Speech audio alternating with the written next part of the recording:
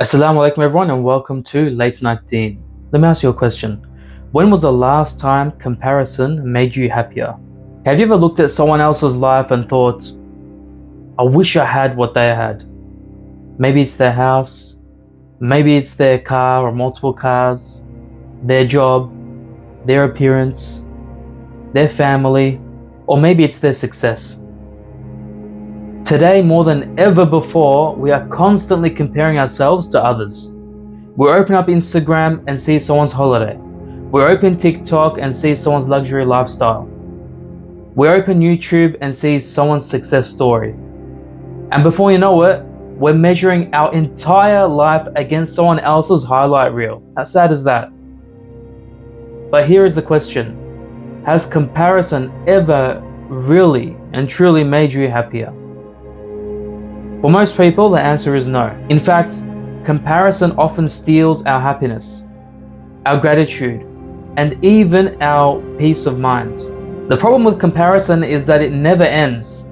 If you earn $50,000, you look at someone there and they're earning $100,000. If you're earning $100,000, someone else is earning $500,000. If you have a nice car, someone has a nicer car.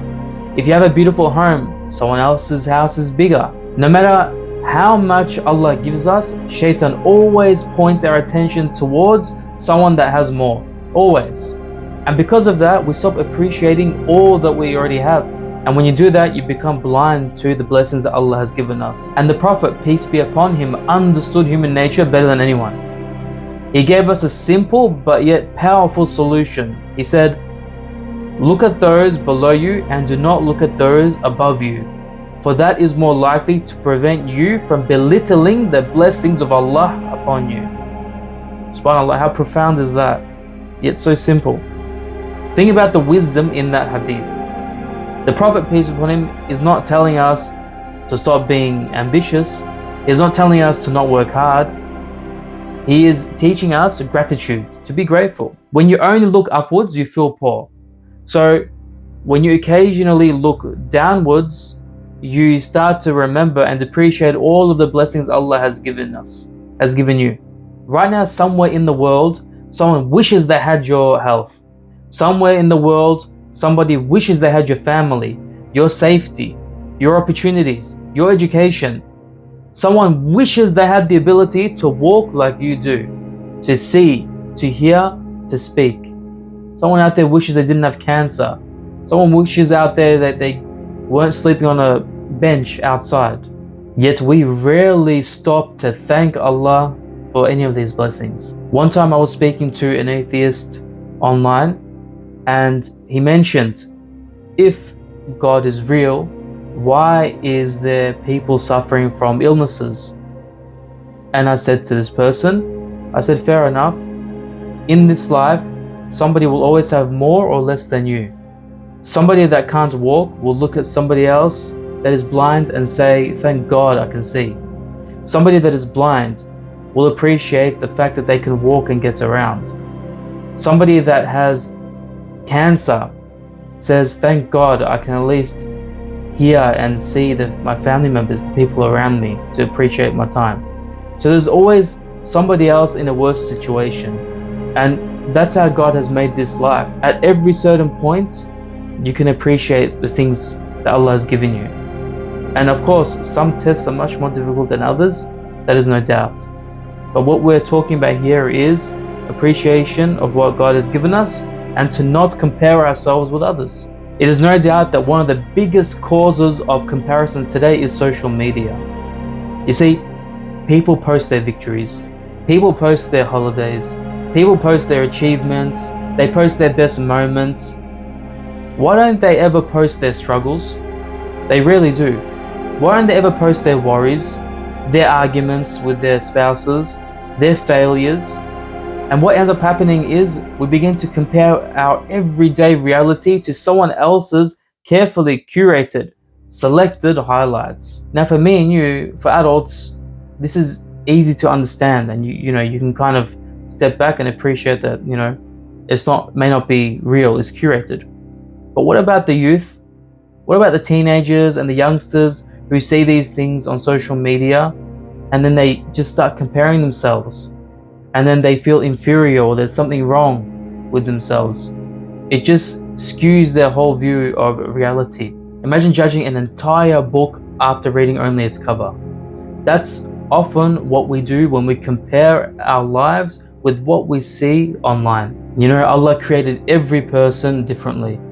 Different strengths, different weaknesses, different tests and opportunities, timelines. Sometimes we look at someone else's success and wonder, why am I not there? But perhaps Allah is writing a different story for you. Perhaps your test is different. And perhaps Allah is preparing something better for you. And the Quran reminds us, it may be that you dislike something while it is good for you, and it may be that you love something while it is bad for you, and Allah knows and you do not know. Sometimes the thing we envy may not actually be good for us, you see? And sometimes the thing that we complain about might actually contain hidden blessings. One of the quickest ways to defeat comparison is gratitude, no doubt. Every day ask yourself, what has Allah given me today? Not what do I lack, not what do I wish I had. What has Allah already given me? A roof over my head, food on my table, a loving family, good health, faith, the ability to pray, the ability to read Quran. And yet because they are always around us, we sometimes forget their value. Just like as a Muslim living in the West, when you travel to a Muslim country and you hear the adhan being called 5 times a day, how good is that feeling? It's the best, you know. But the people living there, they're so used to it, maybe they don't appreciate it as much, and that's normal. That's normal human behavior. But for us, when we go visit, subhanAllah, it's the best feeling. Just like that. With the blessings that we have in our lives, that's what happens. We just forget that, you know, it's there, and we get used to it. Let's try something this week until next week's episode. Every night before we go to sleep, let's think about 3 blessings that Allah gave us that day. Just 3. And I'm sure that we'll be amazed at how our mindsets change. The aim is to train our hearts to see gratitude. Comparison trains our heart to see deficiencies. That's the difference. And the choice is ours daily. So everyone, ultimately, there will always be someone that has more than us. More money, more friends, more properties and houses and cars, happiness perhaps, more possessions. But there will also equally always be people with less than us. And so the question is whether or not someone has more than us. The actual question is, are we grateful for what Allah has already given us? Because happiness is not found in having everything. Happiness is found in appreciating what we already have. May Allah make us of those who are grateful for all the things that He has given us and pleased with His decree, inshallah. And until next time, Assalamu alaikum wa rahmatullahi wa barakatuh.